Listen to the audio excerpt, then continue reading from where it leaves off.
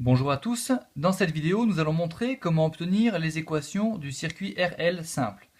Pour cela nous allons commencer par dessiner le circuit RL simple constitué d'un générateur de tension parfait en série avec une résistance et une bobine.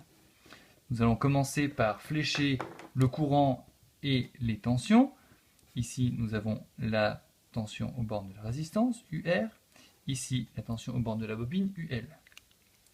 Nous allons maintenant donner le lien entre les tensions et l'intensité en écrivant que UR est égal à R fois I et que la tension aux bornes de la bobine est égale à L dI sur dt.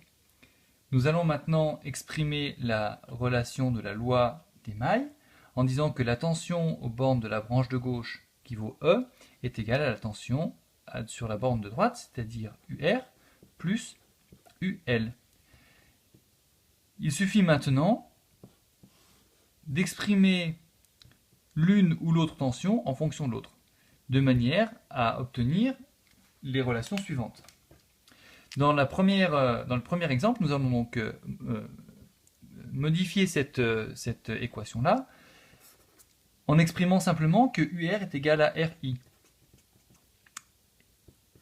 et en exprimant que UL est égal à L dI sur dt. Et nous voyons que nous obtenons directement l'équation différentielle qui permet d'obtenir l'intensité du courant au cours du temps, I de t.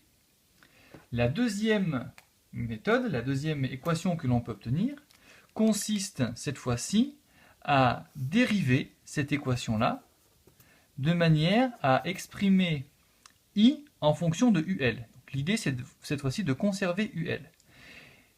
Nous allons dériver cette relation-là. La dérivée d'une constante vaut 0.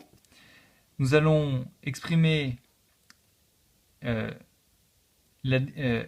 dérivée de UR en fonction du temps, plus la dérivée de UL en fonction du temps. Et cela nous donne 0 égale.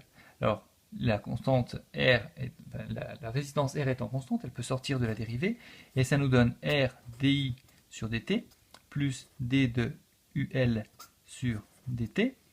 Et nous allons maintenant exprimer le dI sur dt en fonction de UL avec cette équation-là. dI sur dt, c'est égal à UL divisé par L. Nous allons donc obtenir R fois UL divisé par L plus dUL sur dt. Et voilà l'équation différentielle qui permet de calculer UL en fonction du temps. Les deux équations sont intéressantes et s'obtiennent à partir de la même équation de la loi des mailles. Il est donc important de savoir obtenir l'une comme l'autre à partir de la loi des mailles. Je vous remercie de votre attention.